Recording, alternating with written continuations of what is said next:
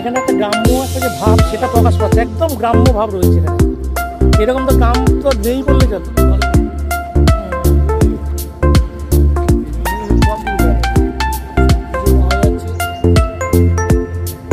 চলুন, 20 মিনিট হয়ে গেছে। এখানে বাথরুমও রয়েছে, এই বাথরুমে যাবো না, আমাদের লঞ্চে বাথরুমই হচ্ছে যেমন।